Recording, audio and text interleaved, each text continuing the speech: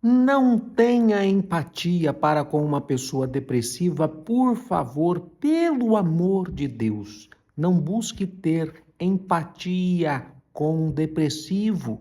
Disse isso esses dias em um vídeo e uma pessoa então me questionou: professor, como assim você fala que nós não podemos ter empatia com um depressivo? Nós temos que ter compaixão, mas a compaixão é aquilo que nos coloca em movimento para ajudar, porém, para que eu tenha compaixão, eu preciso ter empatia, eu preciso me colocar no lugar da pessoa, eu preciso saber ver a perspectiva daquela pessoa, para daí eu poder ter compaixão. E aí eu quero dizer para você que comentou isso no meu vídeo, que você está errado. E não é o Cássio psicanalista que está falando, é o Cássio depressivo, ex-depressivo, vamos usar esse termo, não é correto, mas eu venci a depressão depois dos 5 piores anos da minha vida. E eu digo para você e reitero, não tenha, por favor, empatia com o depressivo. Sabe por quê? Porque jamais o seu pensamento de não depressivo pode alcançar o quanto é insuportável ter essa doença. E aí, questionando inclusive o que você disse porque realmente ter empatia é ter a perspectiva do que o depressivo sente. Perspectiva é algo no futuro. Chegue, por favor, vá, você que questionou, vá para uma pessoa que está numa crise de depressão, pergunta para ela qual é a perspectiva de futuro dela. Pelo amor de Deus, perspectiva do ponto de vista da matemática é quando você consegue ver algo tridimensionalmente, tá? Como que uma pessoa que não tem depressão, ela consegue, de forma tridimensional, perceber o que um depressivo está sentindo. Galera, às vezes, o mais certo a fazer é a gente realmente, com perdão da palavra, às vezes a gente precisa se recolher à nossa ignorância e agradecer a Deus pela ignorância de não saber o que é depressão ou nunca ter sentido na pele o que é depressão. Porque essa é a maior dádiva da sua vida. Caso você não teve depressão, agradeça pela maior dádiva que você tem na sua vida, pelo maior presente que Deus te deu, que foi não ter depressão, nunca ter tido depressão. E repito, não tente, por favor, agir com uma empatia diante de um depressivo. Haja com compaixão. Compaixão é um sentimento onde eu não tenho que ter a perspectiva, não tenho que sentir o que o outro sente. Eu simplesmente olho para o outro, eu me compadeço e eu ajudo. A compaixão, ela te coloca em ação para ajudar. Não simplesmente me colocar, sentir o que o outro está sentindo e vazar. Não, entenda isso. E a ajuda de quem tem compaixão é uma ajuda sem cobrança. É uma ajuda sem imposição. Não é aquela ajuda que fala assim, ou você faz isso, ou eu não sei. Ou se você fizer isso, eu te faço tal coisa. Faz isso não. Aliás, a pior coisa para um depressivo, quando você está naquela crise de depressão, são aquelas pessoas que tentam tirar você daquele casulo depressivo. Fulano, vamos pro boteco. Fulano, vamos pra festa. Fulano, vai pra PQP, cara.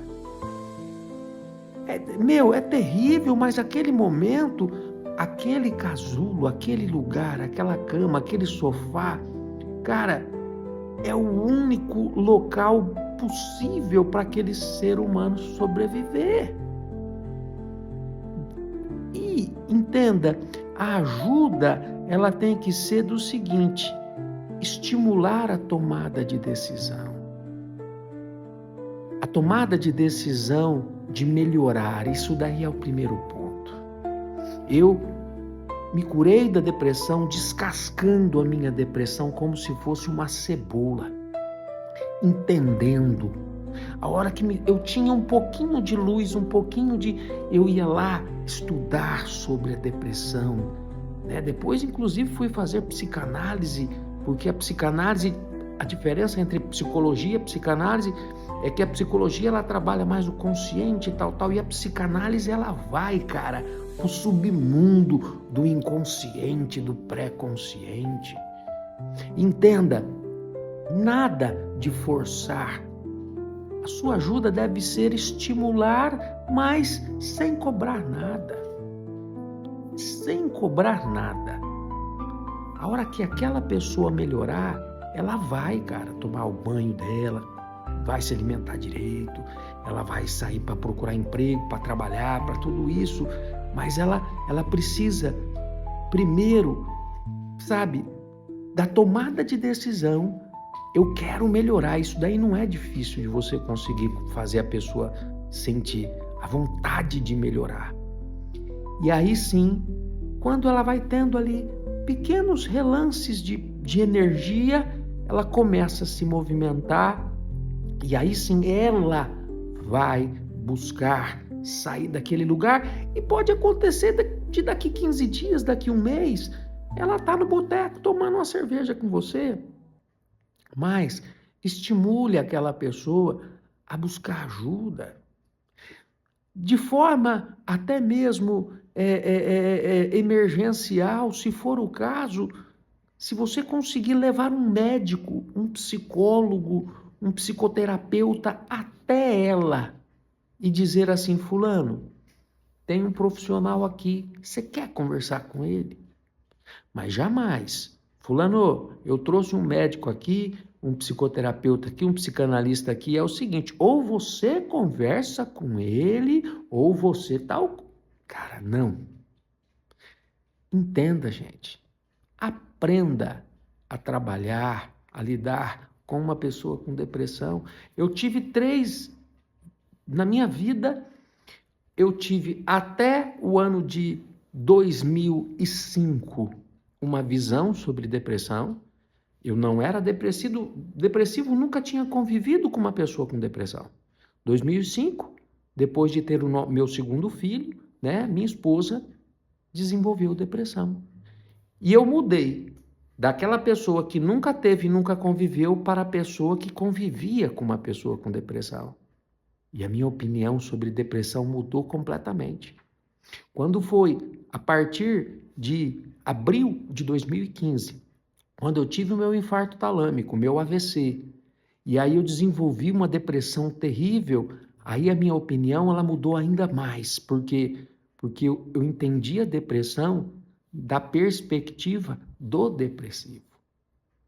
Então entenda, cada pessoa tem a sua visão. Se você nunca teve depressão e não convive com um depressivo, a tua forma de ver a depressão é uma. A tua perspectiva é uma. Se você convive, mas não tem a depressão, a tua perspectiva sobre a doença é outra. E se você já conviveu e tem a doença, aí você consegue ter a visão panorâmica de todas as perspectivas do que é realmente a depressão. Se não, você não consegue. Entendeu isso? Respeite o espaço, respeite o sentimento, o sofrimento do depressivo. Não é que o depressivo só tem vontade de ficar deitado, só tem vontade de ficar no quarto, só tem vontade de ficar em casa. O depressivo, ele faz, ele está, ele fica no lugar onde ele precise fazer menos coisa. A vontade, quando eu estava no auge da minha depressão, a única vontade que eu tinha era simplesmente chegar no botãozinho e desligar. Pá. On, off. Pá. E eu não estou aqui falando de suicídio. Não estou aqui falando, ai meu Deus, o professor Cássio Rossi falou que queria se matar. Não, eu tinha consciência de que essa vontade não se tratava de um suicídio. Mas eu tinha vontade de desligar, cara, aquele momento. Desligar aquela sensação, aquilo tudo que eu estava passando. Às vezes vinha na cabeça, sabe, uma seringa com propofol, que é um medicamento até usado como anestésico para colocar o povo para dormir, e eu chegava a pensar, nossa, que delícia, pensou se eu pudesse tomar um propofol agora e apagar, ficar apagado por um tempo, entendeu? Então, não cobre demais, ofereça ajuda, tenha compaixão, leve até essa pessoa ajuda, se for possível, sem impor nada, sem obrigar nada, por favor, tá? Mas não pense que você é capaz de realmente se colocar no lugar, de ter a perspectiva de um depressivo. Isso aí, se você não teve depressão, agradeça a Deus por não poder jamais ter essa perspectiva. Pense muito bem nisso e bora acabar com tudo.